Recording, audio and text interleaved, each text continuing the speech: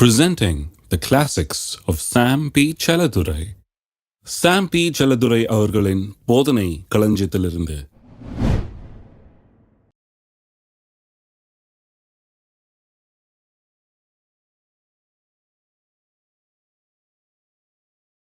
கர்த்தர் மோசேயை நோக்கி, நானே கர்த்தர், 6:29, நானே கர்த்தர், நான் உன்னுடனே சொல்லுகிறவைகளெல்லாம் நீ எகிப்து ராஜா ஆகிய பார்வோனுக்கு சொல் என்று சொன்னபோது, மோசே கர்த்தருடைய சன்னிதானத்தில், நான் விருத்த சேதனமில்லாத உதடுகள் உள்ளவன், my mouth, my tongue is not trained in speech, நான் பேசுகிறதற்கு பழக்கப்பட்டவன் அல்ல, நல்லா பேச வராது எனக்கு என்று சொல்லுகிறான். பார்வோன் எனக்கு எப்படி செவி கொடுப்பான்? நான் போய் ஏதோ ஒன்று வளர்னா எப்படி அவன் எனக்கு செவி கொடுப்பான்? எனக்கு பேச வராதே என்று சொல்லுகிறான். அப்போதான் கர்த்தர் மோசேயை நோக்கி என்ன சொல்றாரு? நல்லா சொல்லுங்களேன். பார், பக்கத்தில் இருக்க ஆளை பார், சொல்லுங்க, பார். பார். திரும்ப திரும்ப பைபிள்ல தான் வருது பாருங்க. கர்த்தர் மோசேயை நோக்கி, பார். என்ன பார்? உன்னை நான் பார்வோனுக்கு தேவனாக்கினேன், உன் சகோதரனாகிய ஆரோன் உன் தீர்க்கதரிசியா இருப்பான். கர்த்தர் சொல்றாரு, இன்னையிலேருந்து நீ வேற விதமா வாழுப்பா. சும்மா பழைய கதையை யோசிச்சுட்டு இருக்காத. விருத்த சேதனம் இல்லாத உதடுகள் உள்ளவன், பேசி பழக்கம் இல்லை, நல்லா வராதாக்கும் பேச்சு, எனக்கு அவர் முன்னால் நின்று எப்படி பேசுறதுன்னா பேசாத. பேச்சே தப்பு, எண்ணமே தப்பு, உன்னை குறித்த காட்சியே தப்பு. நீ உன்னை தோல்வியின் மனுஷனாய் கண்டு கொண்டிருக்கிறாய். ஆனால் நான் உன்னை எப்படி காண்கிறேன் பார். எப்படி காண்கிறேன்? பார்வோனுக்கு உன்னை தேவனாய் நான் காண்கிறேன், கடவுளாய் நான் காண்கிறேன். எத்தனை பேர் நினைக்கிறீங்க இது ரொம்ப கஷ்டம் திங்க் பண்ணுறதுக்குன்னு?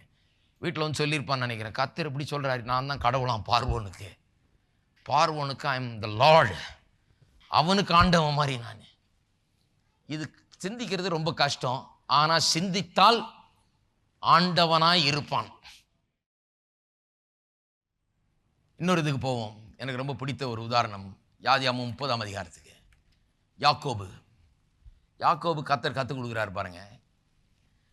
யாக்கோபும் அவங்க மாமனார் கதை உங்களுக்கு நல்லா தெரியும்னு நினைக்கிறேன். நான் சொல்லியிருக்கிறேன், எப்படிப்பட்ட மாமனார் யாருக்குமே வரக்கூடாது. வந்துட்டா அதையும் சமாளிக்கலாம், பயப்படாதீங்க. இந்த மாமனாரை காட்டிலும் கர்த்தருடைய கிருபை பெருசாக இருக்குது இவனுக்கு. அந்த மாமனார் இவன்கிட்ட எல்லாத்தையும் பிடுங்கிட்டு விடலான்னு பார்க்குறாரு. கடைசியில் ஒரு டீல் பண்ணுகிறான். 10 தடவை எல்லாத்தையும் மாற்றுறாரு. கடைசியில் அவரிடத்துல ஒரு டீல் இவன் பண்ணுகிறான். சொல்லுகிறான், வரியும் புள்ளியும் உள்ள ஆடுகள் குட்டி போட்டால் அதை மட்டும், ஆடு மேய்க்கிறவன் பாருங்க, அவன் மாமனார் வந்து பெரிய ஆட்டு மந்தை வச்சிருக்கிறாரு, பெரிய கம்பெனியே நடக்குது, மாமனார்ட்ட வேலை செய்கிறான். மாமனார்ட்ட வேலை செய்யறது ரொம்ப கஷ்டம்தான். மாமனார்ட்ட வேலை செய்யும்போது சொல்லுகிறான் மாமனார்ட்ட, ஐயா நான் போகிறேன், என் வீட்டுக்கு திரும்பி போகிறேன், ஆனால் என்னுடைய வேஜஸ் தான் சரியா இல்லை, இவ்வளோ நாள் வேலை செஞ்சு கடைசியில் ஒன்றும் கையில் மீந்த மாதிரி தெரியல, ஏன்னா என்கிட்ட வேலையை வாங்கினீர ஒழிய சம்பளத்தை ஒன்றும் சரியாக கொடுக்கல, ஆனால் கடைசியில் நான் போகும்போது கொஞ்சம் காசு பார்த்துட்டு தான் போனோம், ஏன்னா வெறுங்கையினா நான் போக முடியாது. ஆகவே புள்ளியும் வரியுமா ஏதாவது பிறந்ததுன்னா அதை மட்டும் நான் எடுத்துக்கிறேன். ஆனால் புள்ளியும் வரியும் இல்லாத பிளெயினாக இருக்கிற ஆடுகளை இவன் வைத்திருக்கிறான், அதுதான் கொடுக்கப்பட்டிருக்கு இவனுக்கு. ஆனால் இதை வச்சு புள்ளியும் வரியும் இதெல்லாம் பிறந்ததுன்னா அதை நான் எடுத்துக்கொள்கிறேன், புள்ளியும் வரி இல்லாத நீர் எடுத்துக்கொள்ளும் என்று சொல்லி இப்படி ஒரு ஒப்பந்தம் பண்ணுறான். புள்ளியும் வரியும் இல்லாத ஆடுகள் புள்ளியும் வரி உள்ள ஆடுகளை எப்படி பிறப்பிக்க முடியும்? பாருங்க, ஒரு பெரிய இதே நடக்குது இங்கே. வாசிப்போம் 30ஆம் அதிகாரம் 37ஆம் வசனம். ஆதியாகமம் 30:37.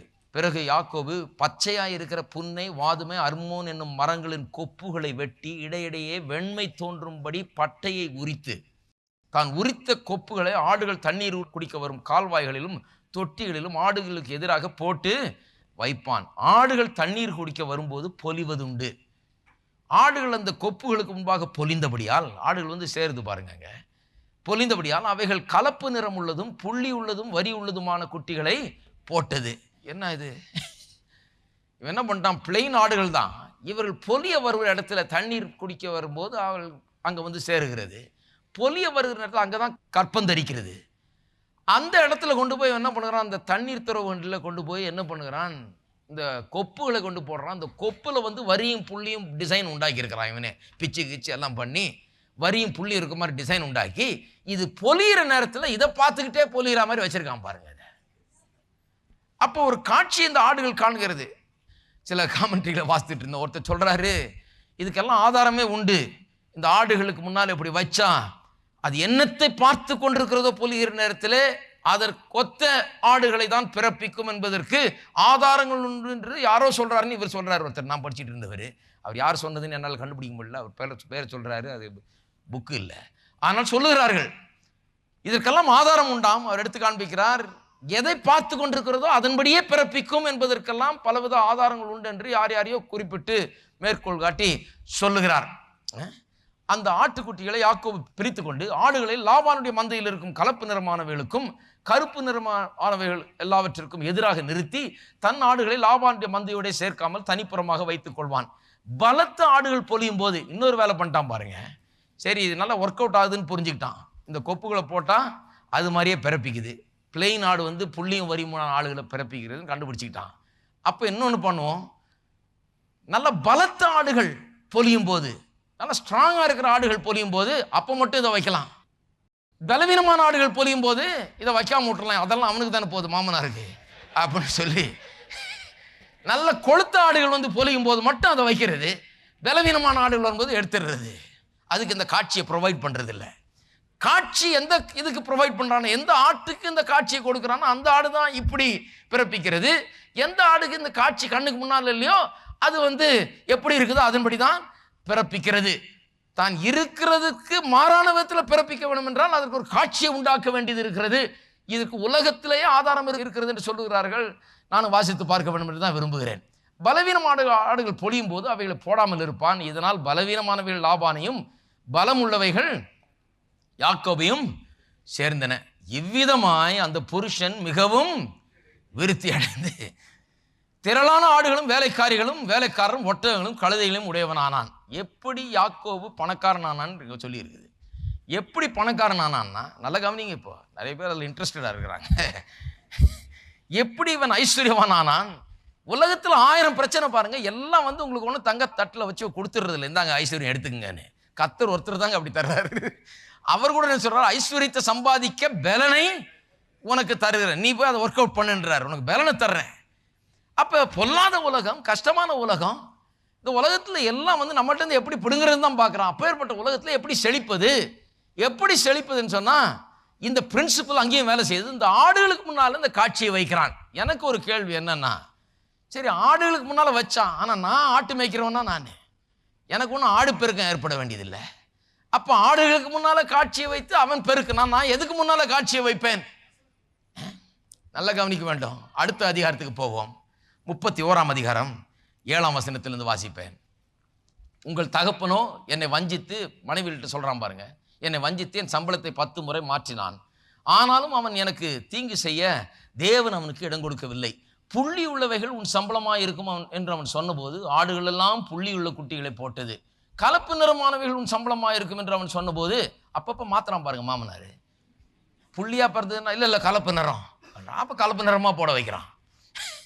புள்ளி தான் ஒன்றுதுன்னா புள்ளி நிறமா, அப்போ கலப்பு நிறம் சம்பளமாக இருக்கும் என்று அவன் சொன்னபோது ஆடுகள் எல்லாம் கலப்பு நிற குட்டிகளை போட்டது. இவ்விதமாய் தேவன் உங்கள் தகப்பனுடைய ஆடுகளை எடுத்து எனக்கு தந்தார். அங்கேருந்து எடுத்து டிரான்ஸ்ஃபர் பண்ணி கொடுத்தார் ஆண்டவர் எனக்கு. சொல்லுகிறான், ஆடுகள் பொலியும் காலத்தில், இப்போ தான் கவனிக்கணும் 10ஆம் வசனம், பொலியும் காலத்திலே நான் கண்ட சொப்பனத்தில், இங்கே ரொம்ப முக்கியம், பொலியும் போது கொப்புகளை போய் வைத்தான், அதை பார்த்தோம், ஆடு அதை பார்த்ததுன்னு பார்த்தோம். ஆனால் இவன் சொல்லுகிறான், அது பொலியும் காலத்திலே நான் கண்ட சொப்பனத்தில் என் கண்களை ஏறெடுத்து பார்க்கும்போது ஆடுகளோட பொலியும் கடாக்கள் கலப்பு நிறமும் புள்ளியும் வரியும் உள்ளவைகளா இருக்க கண்டேன். கர்த்தர் இவனுக்குள்ள வேலை செய்யறாரு பாருங்க. ஆடு பார்த்ததுனால போட்டதுன்னு சிலர் சொல்றாங்க, ஆடு கலர் கலரா பார்த்ததுனால கலர் கலரா பிறந்ததுன்றாங்க. நான் சொல்லுகிறேன், ஆடு பார்த்ததை காட்டணும், இவன் பார்த்ததுதான் ரொம்ப முக்கியம். இருக்கீங்களா? நம்ம எல்லாம் ஆட்டையை வச்சுட்டு மேய்ச்சிட்டு இருக்கிறோம். இப்போ ஆடு ஒன்றும் பார்க்கறதுக்கு ஒன்றும் இல்லை. நாம் பெருக வேண்டும் என்றால், நாம் தடைகளை மீறி மேலே வர வேண்டும் என்று சொன்னால், நாம் செழிப்பாக வேண்டும் என்றால், நாம் நினைத்ததை அடைய வேண்டும் என்றால் இந்த பிரின்சிபலை நல்லா கற்றுக்க வேணும் பாருங்க. கர்த்தர் அவனுக்கு சொப்பனத்தில் வந்து அவனுக்கு சொல்லித்தராரப்பா, தூங்கிட்டு இருக்காது, இப்போ கரெக்டான காட்சியை நீ கண்டுகொள், கண்களை ஏறெடுத்து பார்ன்றாரு. பார், கண்களை ஏறெடுத்து பார்க்கும் போது என்னத்தை பார்த்தேன்றான், ஆடுகளுடைய பொலியும் கடாக்கள் கலப்பு நிறமும் புள்ளியும் வரியும் உள்ளவிழா இருக்க கண்டேன். அன்றியும் தேவதூதன் ஒருவர் சொப்பனத்திலே யாக்கோபே என்றார், இதோ இருக்கிறேன் என்றான். அப்பொழுது அவர், உன் கண்களை ஏறெடுத்து பார். எல்லாம் சொல்லுங்க, ஏறெடுத்து பார். என்ன பார்க்க சொல்றாரு? ஒரு காட்சியை பாருப்பா. உனக்கு என்ன வேணுன்ற? உன் மாமனார் உன்னை ஏமாத்திட்டாரு, வெறுங்கையனா அனுப்பணும்னு பார்க்குறாரு. ஆனால் நீ ஃபுல்லாக லோடடாக போகணுன்னு பார்க்குற. நீ நல்லா சம்பாரிச்சிட்டு போகணுன்னு பார்க்குற, நல்லா இருக்கணும்னு பார்க்குற, நல்லா உழைச்சிருக்கிற, ஆனால் சம்பளம் தான் சரியாக கிடைக்கல. உன்னுடைய சூழ்நிலையை மாற்றுறது எப்படி? உன்னுடைய இந்த பிரச்சனையை மாற்றுகிறது எப்படி? எப்படி இல்லாமையிலிருந்து நிறைவுக்கு நீ செல்லுவது? கண்களை ஏறெடுத்து பார். சொல்லுங்க, கண்களை ஏறெடுத்து பார். இதுதான் பிரச்சனை பாருங்க. கண்களை ஏறெடுத்து, தேவதூதன் சொல்றதுக்கு பதிலாக நான் சொல்லிட்டு இருக்கிறேன் இன்னைக்கு உங்களுக்கு. கண்களை ஏறெடுத்து பார். ஆடுகளோட பொலியும் கடாக்கள் எல்லாம் கலப்பு நிறமும் புள்ளியும் வரி உள்ளவளா இருக்கிறது. லாபான் உனக்கு செய்கிற யாவையும் கண்டேன். என்ன பார்க்க சொல்றாரு? கண்களை ஏறெடுத்து பார். ஆடுகளோட பொலியும் கடாக்கள் எல்லாம் கலப்பு நிறமும் புள்ளியும் வரியும் உள்ளதாய் இருக்கிறது. நான் சொல்றேன், ஆடுகளோட பொலியும் கடாக்கள் எல்லாம் புள்ளியும் வரியும் கலப்பு நிறமா இருந்தது கிடையாது, பிளெயினா இருந்தது. ஆனால் தேவதூதன் சொல்றாரு, கண்களை ஏறெடுத்து பார். எதை பார்? இதை பார்த்துட்டு இருக்காத. இது என்ன நிறம்னு பார்க்காத. உனக்கு என்ன நிறம் வேணும் அதை பார். ஹலோ, இப்ப என்ன சொல்லி இருக்கிறார்? புள்ளியும் வரியும் சொல்லி இருக்கிறாரா, இல்ல கலப்பு நிறம் சொல்லி இருக்கிறாரா? கலப்பு நிறம் தான் உன்னுடையதுன்னு சொன்னா அப்ப நீ அதை பார். புள்ளியும் வரியும் தான் உன்னதுன்னு சொன்னா அப்ப அதை பார். கண்களை ஏறெடுத்து பார். நீ இருக்கிறத பார்த்துட்டு இருக்க, உன்னுடைய இல்லாமையை பார்த்துட்டு இருக்காத, உன்னுடைய பிரச்சனையை பார்த்துட்டு இருக்காது, இதை கண்டு அழுது கொண்டிருக்காத, பயந்து கொண்டிருக்காத. கண்களை ஏறெடுத்து பார். ஏறெடுத்து பாருனாலே இப்படி பார்க்காத, அப்படி பாரியான்னு அர்த்தம். ஹலோ, இங்க பார்த்துட்டு இருக்காத, சூழ்நிலையை பார்த்து கொண்டிருக்காத, உனக்கு என்ன நடந்து கொண்டிருக்கிறது பார்த்து கொண்டிருக்காத. நடக்கிறதுக்கு அப்பாற்பட்ட விதத்திலே தேவன் உனக்கு என்ன வைத்திருக்கிறார் என்பதை பார். எத்தனை பேர் பார்க்க முடியாது? சபைக்கு என்னத்துக்கு வர்றீங்க? இப்படி பார்த்துக்கிட்டு வர்றீங்க. இங்க வசனத்தை கேட்கும்போது அப்படி பார்க்க கற்றுத்தர்றோம். இதையெல்லாம் தாண்டி, இந்த பிரச்சனைகள்லாம் தாண்டி, உங்களுக்கு இருக்கிற தொல்லைகள் எல்லாம் தாண்டி, பயத்தெல்லாம் தாண்டி, கடன் எல்லாம் தாண்டி, எல்லாவற்றையும் தாண்டி தேவனுடைய வார்த்தையின் நிறைவேறுதல், நிறைவு, ஆசீர்வாதம், பலன், ஆரோக்கியம், அவைகளை பார்க்கும்படியாக உங்களுக்கு கற்றுத்தருகிறோம். அதான் சபை. கண்களை ஏறெடுத்து பார். ஏறெடுத்து என்னத்தை பார்? இங்க ஆடுகள் எல்லாம் சாதாரண ஆடுகள் பொழிந்து கொண்டிருந்தாலும் உன் கண்ணன் ஏறெடுத்து பார்க்கும்போது கலப்பு நிறம் உள்ளவர்களும் வலியும் புள்ளியும் உள்ளவர்களாய் நீ பார். அப்படி பார். அதுதான் பொலிகிறது என்று பார். அதுதான் உனக்கு கிடைக்க போகிறது என்பதை பார். பார்த்து கொண்டே இருந்து பணக்காரன் ஆயிட்டான் பாருங்க. ஹலோ, இருக்கீங்களா? அதான் சொல்லி இருக்கு, இரவும் பகலும் கர்த்தருடைய வேதத்தில் தியானமாய் இருக்கிற மனுஷன் பாக்கியவான். அவன் நீர்க்கால் ஓரமாய் நடப்பட்ட மரத்தை போல் இருப்பான். தன் காலத்தில் தன் கனியை தந்து இலையுதிராது இருக்கிற மரத்தை போல் இருப்பான். அவன் செய்வதெல்லாம் வாய்க்கும். அப்படின்னா என்ன அர்த்தம்? இரவும் பகலும் என்னத்துல தியானமா இருக்கிறான்? எனக்கு என்ன நடக்க போகிறது, கர்த்தர் எனக்கு என்ன வாக்கு தத்தம் பண்ணியிருக்கிறார், அது என் வாழ்க்கையில் நிறைவேறப் போகிறது என்கிற தியானம் அவனுக்குள்ள இருக்கிறது. ஆனா இதுக்கெல்லாம் அடிப்படை பாருங்க. இது மட்டும் சொல்லி விட்டேன்னா தப்பா போயிடும். ஏன்னா நிறைய பேர் இதை ஒரு சைக்கலாஜிக்கல் எக்ஸசைஸ் மாதிரி எடுத்துக்குவாங்க. ஏதோ இப்படி நினைச்சா அப்படி நினைச்சா அப்படி நடந்துருமாக்கும் அப்படின்னு. கிடையாது. 28ஆம் அதிகாரத்தில் இதுக்கெல்லாம் அடிப்படையில் என்ன இருக்குதுன்னு பாருங்க. எதனால அப்படி பார்க்கிறான், எதனால இது நடக்கும் என்று விசுவாசிக்கிறான், எதனால சாதாரண ஆடுகள் புள்ளியும் வரியும் கலப்பு நிறமான ஆடுகளை கொடுக்கும் என்று, எதனால இப்படி ஒரு அற்புதம் நடக்குன்னு விசுவாசிக்கிறான். பாருங்கள் 15ஆம் வசனம், 28:15. நான் உன்னுடைய இருந்து நீ போகிற இடங்கள்லாம் உன்னை காத்து. கர்த்தர் சொல்றாரு, இவன் வீட்டை விட்டு தகப்பன் வீட்டை விட்டு ஓடி வரும்போது வழியில் ஒரு இடத்துல தங்குகிறான். பயம் அவனுக்கு, கையில் காசு இல்லை, எங்கே போகிறோன்னு தெரியல, என்னால் நடக்குமா, ஒழுங்காக நடக்குமா, காரியம் நல்லா போகுமா, என் வாழ்க்கை எப்படி இருக்கும் என்கிற ஒரு நிச்சயமற்ற தன்மை அவனுக்கு இருக்கிறது. அங்கே வழியில் ஒரு இடத்துல தங்குகிறான். நீங்கள் எல்லாமே அந்த மாதிரி ஒரு அனுபவத்துக்குள்ளே இருந்திருப்பீங்கன்னு நினைக்கிறேன். ஏதோ ஒரு காலத்தில் நம்ம போய் நம்ம தொழிலையோ அல்லது நம்ம வாழ்க்கையை ஆரம்பிக்கும் போது உள்ளத்தில் ஏதோ 1000 கேள்விகள், எப்படி போகுமோ, எப்படி இருக்குமோ, என் வாழ்க்கை என்ன ஆகுமோன்னு. அப்பேற்பட்ட ஒரு சந்தர்ப்பம் இங்கே. அப்போ கர்த்தர் அவனோட பேசுகிறார், உன்னோட இருந்து நீ போகிற இடத்துலாம் உன்னை காத்து இந்த தேசத்துக்கு உன்னை திரும்பி வாழ பண்ணுவேன், உனக்கு சொன்னதை செய்யும் அளவும் உன்னை கைவிடுவதில்லை என்றார். இப்போ 19ஆம் வசனம், அந்த ஸ்தலத்திற்கு பெத்தேல் என்று பெயரிட்டான். அதற்கு முன் அவ்வூருக்கு லூஸ் என்னும் பெயர் இருந்தது. அப்பொழுது யாக்கோபு, தேவன் என்னோட இருந்து நான் போகிற இந்த வழியில் என்னை காப்பாற்றி உண்ண ஆகாரமும் உடுக்க வஸ்திரமும் எனக்கு தந்து, என்ன சொல்கிறான், எனக்கு ப்ரொடெக்ஷனும் ப்ரொவிஷனும் கர்த்தர் எனக்கு கொடுத்தாரு நான் போகிற இடத்துல. எப்படி பிழைக்க போகிறேன்னு தெரியல, எனக்கு ப்ரொடெக்ஷன் தேவை. ஏன்னா கொன்னே போட்டுருவாங்க சில ஆட்கள். அந்த காலத்தில் பயணமே கஷ்டம்.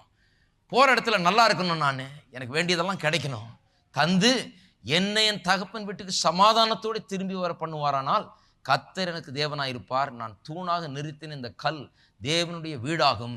தேவரீர் எனக்கு தரும் எல்லாவற்றிலும் உங்களுக்கு தசமபாகம் செலுத்துவேன் என்று சொல்லி பொருத்தனை பண்ணி கொண்டான். என்ன சொல்கிறான்? தேவன் என்னை திரும்பி வர பண்ணணும். எப்படி திரும்பி வர பண்ணணும்? என்னை காப்பாற்றி எனக்கு உண்ண உடுக்க எல்லாவற்றையும் நிறைவாக தந்து என்னை காப்பாற்றணும். எனக்கு இதெல்லாம் செய்தார்னா நான் தசமபாகத்தை கர்த்தருக்கு நான் செலுத்துவேன் என்று அங்கே தீர்மானம் பண்ணி கொண்டான். கர்த்தரும் அவனுக்கு ஏற்கனவே சொல்லிட்டாரு, உன்னை இந்த தேசத்துக்கு நான் திரும்பி பண்ணுவேன், உன்னோடு இருந்து உன்னை காத்து உனக்கு எல்லாத்தையும் செய்வேன்னு சொல்லி வாக்குத்தத்தம் பண்ணி விட்டார். ஆகவே நான் சொல்லுகிறேன், அவன் உள்ளத்திலெல்லாம் என்ன இருந்தது? தன்னுடைய சக்சஸை தான் எண்ணிக்கொண்டே இருந்தான். மாமனார் செய்கிற அக்கிரமமெல்லாம் நடந்துக்கிட்டு இருக்குது ஒரு பக்கம். ஆனால் இவனுடைய கண்களுக்கு முன்னால் என்ன காட்சி? கர்த்தர் என்னோடு இருந்து என்னை காத்து எனக்கு உண்ணவும் உடுக்கவும் எல்லாம் தந்து எல்லாவற்றையும் நிறைவாய் எனக்கு தந்து என்னை திரும்பி வர பண்ணுவேன்னு சொல்லியிருக்கிறாரு. நிச்சயமாய் அது நடக்கும் என்கிற காட்சியை தனக்கு முன்னாலே வைத்து கொண்டிருந்தான். தன்னுடைய சக்சஸை முன்னால வைத்து கொண்டிருந்தான். தான் விரும்பியதை, தான் கேட்டது தனக்கு கிடைக்கும், நான் திரும்பி போகும்போது வெறுங்கையினாய் போவதில்லை, கர்த்தர் என்னை ஆசீர்வதிப்பார் என்கிற காட்சி அவனுக்கு இருந்தது. 14ஆம் வசனத்தை வாசித்து பார்த்தீங்கன்னா கர்த்தர் சொல்ல, உன் சந்ததி பூமியின் தூளை போல் இருக்கும். நீ மேற்கையும் கிழக்கையும் வடக்கையும் தெற்கையும் பரம்புவாய். உனக்குள்ளும் உன் சந்ததிக்குள்ளும் பூமியின் வம்சங்கள் எல்லாம் ஆசீர்வதிக்கப்படும். இந்த ஆசீர்வாதம் தான் அவன் கண்ணு முன்னால் இருக்குது பாருங்க. கர்த்தர் ஆசீர்வதிக்காம விட மாட்டார். எனக்கு வாக்கு தத்தம் பண்ணி விட்டார், இது நடக்கும், நிச்சயமா நடக்கும் என்று தனக்கு முன்னால் அந்த காட்சியை வைத்துக் கொண்டே இருக்கிறான். அந்த காட்சியின் அடிப்படையில் தான் இந்த காட்சியை காண்கிறான். கர்த்தருடைய ஆசீர்வாதத்தின் காட்சி அவனுக்கு முன்னால் இருக்கிறபடினாலதான் சாதாரண ஆடுகள் வரியும் புள்ளியும் உள்ள ஆடுகளை தரும். ஏன்னா ஆசீர்வாதம் எனக்கு இருக்குது. கர்த்தருடைய ஆசீர்வாதமே ஐஸ்வர்யத்தை தரும். வாக்குத்தத்தத்தின் அடிப்படையில் தான் இப்படி நடக்கும் என்று விசுவாசிக்கிறான். பாருங்க இன்னொரு வசனம், யோசுவா 1:5. நீ உயிரோடு இருக்கும் நாளெல்லாம் ஒருவன் உனக்கு முன்பாக எதிர்த்து நிற்பதில்லை. நான் மோசேயோடு இருந்தது போல உன்னோடும் இருப்பேன். நான் உன்னை விட்டு விலகுவது மேலே உன்னை கைவிடுவேன். பாருங்க, கர்த்தர் யோசுவாவை தலைவனை அழைத்த உடனே முதல்ல அவனுக்கு ஒரு காட்சியை தர்றாரு. என்ன தர்றாரு? உன் கூட இருப்பேன்னு சொல்லலை. ஏன்னா இருப்பேன்னு சொன்னால் அவனுக்கு எந்த காட்சியை உருவாகலை, கொஞ்சம் கஷ்டம். இருப்பேன்னு சொல்கிறாரு, அதான் சொல்ல விரும்புகிறாரு. நான் எப்படி இருப்பேன்? மோசேயோடு இருந்தது போல உன்னோடு இருப்பேன். அப்போ அவன் யோசித்து பார்க்கலாம், எப்படி இருந்தார் மோசேயோட? அவன் ஓடி போனவன், ஒளிந்து கொண்டிருந்தவன். அவனை கூப்பிட்டு கொண்டு வந்து பார்வோனுக்கு அவனை தேவனாக வைத்தார். அப்படி தான் கர்த்தர் என்னையும் வைப்பார். அவனுடைய காலத்தில் வானத்திலிருந்து மன்னா வந்தது, கற்பாறையிலிருந்து தண்ணி வந்தது, அற்புதங்களை அடையாளங்கள் நடப்பித்தான். அப்படியே எனக்கும் நடக்கும். கர்த்தர் மோசேக்கு என்னவெல்லாம் செய்தாரோ, எப்படி அவனோடு இருந்தாரோ அப்படி என்னோடு இருப்பார் என்பதை அவன் காட்சியாய் காணவனும். காட்சியாய் காண்றதுக்காக தான் இப்படி சொல்றாரு, மோசேயோடு இருந்தது போலவே உன்னோடு இருப்பேன். நான் சொல்லுகிறேன், உங்களையும் என்னையும் கர்த்தர் ஏன் ஆசீர்வதிக்க விரும்புகிறார்? ஏன்னு சொன்னா, இவரோடு இருந்தது போல உன்னோட இருப்பேன்னு மற்றவங்களுக்கு சொல்றதுக்காக தான். ஹலோ, இருக்கீங்களா? நீங்கள் உங்கள் பிள்ளைகளை பார்த்து சொல்லக்கூடியவர்களாக இருக்க வேணும். என்னோடு கர்த்தர் இருந்தது போல, என்ன நடத்தினது போல உன்னையும் நடத்துவார். என்னை ஆசீர்வதித்தது போல உன்னையும் ஆசீர்வதிப்பார். எனக்கு செய்தது போல உனக்கும் செய்வார். என்னோடு இருந்த கர்த்தர் உன்னையும் விட்டு விலக மாட்டார், உன்னையும் கைவிட மாட்டார். அதுக்கு தான் நாம் ஆசீர்வதிக்கப்படுவது ரொம்பவும் அவசியம். சும்மா அந்த உலகத்தில் இருக்கிற சில கிறிஸ்தவர்களுடைய பேச்செல்லாம் நம்பாதீங்க. நம்ம உலகத்தில் எப்படி இருந்தால் என்ன பிரதர், மோட்சம் போய் சேரணும் பிரதர், அதான் ரொம்ப முக்கியம் சொல்லுவாங்க. ரொம்ப ஜாகிரதையாக இருக்கணும் அப்படிப்பட்ட ஆளுகளை பார்த்தீங்கன்னா. சமாதானத்தோட மோட்சம் போகிறதுக்கும் விட மாட்டாங்க இவங்க. ஆகவே என்ன சொல்லணும்? இல்லை இருக்கிற வரைக்கும் நான் ஒரு காரியத்தை இந்த பூமியில் நிலைநாட்டி விட்டு செல்ல வேணும். எல்ஷதாய் தேவன் என்னுடைய தேவன் என்பதை இந்த பூமியின் ஜனங்கள் காண வேண்டும், என்னுடைய பிள்ளைகள் காண வேண்டும், என் சந்ததி காண வேண்டும், நான் என்னுடைய சந்ததி அப்படி இருக்க வேண்டும். அவங்களுக்கு ஒரு ட்ரெண்டை நான் செட் பண்ணி வச்சுட்டு போகணும். ஏனென்றால் அவன் நாளைக்கு வளர்ந்து வரும்போது அவன் சொல்லணும், எங்கள் தகப்பனாரோடு இருந்தது போல என்னோட அவர் இருப்பார் என்று சொல்லக்கூடிய அளவுக்கு ஒரு காட்சியை செட் பண்ணி வைத்துட்டு போனோம். ஒரு காட்சியை கொடுக்க வேண்டும். எபிரேயர் 12. ஆகையால் மேகம் போன்ற இத்தனை திரளான சாட்சிகள் நம்மை சூழ்ந்து கொண்டிருக்க, பாரமான யாவற்றையும் நம்மை சுற்றி நெருங்கி நிற்கிற பாவத்தையும் தள்ளிவிட்டு விசுவாசத்தை துவக்குகிறவரும் முடிக்கிறவருமாயிருக்கிற இயேசுவை நோக்கி நமக்கு நியமித்திருக்கிற ஓட்டத்திலே பொறுமையோடே ஓடக்கடவும். இயேசுவை நோக்கி ஓடக்கடவும். ஏன் இயேசுவை நோக்கி ஓடக்கடவும்? இயேசுவில் பார்க்கறதுக்கு என்ன இருக்குது? அவர்கிட்ட பார்க்கறதுக்கு என்ன இருக்குது? அவரை பார்த்துக்கிட்டே உங்கள் வாழ்க்கை பயணத்தை ஓடுங்கள். அதுதான் பேட்டர்ன்றார். அவர் எப்படி ஓடினாரோ அப்படி ஓடுங்க. அவரை பாருங்க, அவர் எப்படி ஓடினார் வாழ்க்கை பயணத்தை பாருங்க. அவர் தமக்கு முன்னே வைத்திருந்த சந்தோஷத்தின் பொருட்டு அவமானத்தை எண்ணாமல் சிலுவையை சகித்து தேவனுடைய சிங்காசனத்தின் வலது பாரசத்தில் வீற்றிருக்கிறார். எப்போதும் அவருக்கு முன்னால் என்ன வச்சிருந்தாராம்? சிலுவையில் தொங்கிட்டு இருக்கும் போது, அடிபட்டு இருக்கும் போது, ரத்தத்தை சிந்தும் போது, பாடுபடும் போது, துப்பப்படும் போது, அடிக்கப்படும் போது, நொறுக்கப்படும் போது தமக்கு முன்பாக சந்தோஷத்தை வைத்திருந்தார். என்ன சந்தோஷம்? மனுக்குலம் ரட்சிக்கப்படும் என்கிற சந்தோஷம், பாவிகள் நீதிமான்களாக மாறுவார்கள் என்கிறதை எண்ணி பார்த்து அதன் நிமித்தம் சந்தோஷம், உலகம் முழுவதும் சுவிசேஷம் பிரசங்கிக்கப்படும், நற்செய்தி அறிவிக்கப்படும் என்கிற சந்தோஷம், பிசாசின் பிடியிலிருந்தும் பாவத்தின் பிடியிலிருந்தும் மக்கள் விடுதலையாவார்கள் என்கிற சந்தோஷம், தேவனுடைய பிள்ளைகளாக ஜனங்கள் மாறுவார்கள் என்கிற சந்தோஷம், உன்னதத்திலே அவரோடு கூட அதிகாரம் பெற்றவர்களாய் பிசாசின் அதிகாரிகளாய் அவர்கள் உட்காரப்படுவார்கள் என்கிறதை பார்த்து சந்தோஷம். அதை பார்த்துக்கிட்டே அந்த சந்தோஷத்திலே இதெல்லாம் ஒன்றும் இல்லாமல் போயிடுச்சு. இத்தனை அடியும் அப்படிதான் ஏற்றுக்கொண்டார். கண்ணுக்கு முன்னால சரியான காட்சியை வைத்தால் இந்த உலகத்தில் படுகிற சில கஷ்டங்கள் துன்பங்கள் கூட பெருசாக தெரியாது. அது இப்படி மறைந்து போகிறதா ஒரு சனப்பொழுதில் மாறி போகிறது போல தெரியும். ஏனென்றால் இதெல்லாம் ஒன்றுமே இல்லை. சந்தோஷத்தை முன்னால் வைக்கணும். நான் என்னத்துக்காக இருக்கிறேன், என்னத்துக்காக வந்தேன், என்ன என் மூலமாக நிறைவேற போகிறது, அந்த காட்சியை நான் எதை அடைய போகிறேன், என்னுடைய லக்கு என்ன, லட்சியம் என்ன என்பதை மனதில் வைக்கும் போது வழியில் இருக்கிற துன்பங்கள் கஷ்டங்கள் அது இது எல்லாம் பிரச்சனைகள்லாம் ஒன்றுமே கிடையாது. என்ன எதை முன்னால் வைக்கிறோம்? நம்முடைய லட்சியத்தை, நம்முடைய நோக்கத்தை, தேவன் நம்ம எதுக்காக வச்சிருக்கிறார் அந்த நோக்கத்தை முன்னால் வைக்கிறோம். அதை முன்னால் வைத்து தான் சிலுவையை சகித்தார். அதை முன்னால் வைத்து தான் வாழ்ந்தார், பாடுபட்டார், மரித்தார். அதனால தான் இன்னைக்கு உன்னதத்திலே உட்கார்ந்து கொண்டிருக்கிறார் என்று சொல்லப்பட்டிருக்கிறது. இது ரூட் வேற ஒன்றும் இல்லை. இந்த கஷ்டமெல்லாம் ஒன்றும் இல்லை. இதுக்கப்புறம் நான் உயர்த்தப்பட போகிறேன், எல்லா நாமத்துக்கு மேலான நாமம் கொடுக்கப்பட போகிறது, உன்னதத்தில் நான் உட்கார்ந்திருப்பேன், என்னோடு கூட பல கோடி மக்கள் உட்காருகிற அளவுக்கு இந்த வேலை அவர்களெல்லாம் பாதிக்கும் என்று எண்ணினபடினால தான் அந்த சந்தோஷத்தின் நிமித்தம் தான் எல்லாத்தையும் பொறுத்து கொள்ள முடிந்தது. இருக்கீங்களா? அதனால தான் சொல்லியிருக்கு, இயேசுவை நோக்கி பார்த்து, அவரை பார்த்துக்கிட்டே அந்த காட்சியை பார்த்து கொண்டே அவர் எப்படி போனார் அப்படி பார்த்துக்கிட்டே வாழ்க்கையை வாழ்ந்தால் எதுவுமே பெருசாக தெரியாது. நாம் அடைய விரும்புகிற லட்சியங்கள் தான் பெருசாக தெரியும். அதை நிச்சயமாக அடைந்தே தீர்வோம்.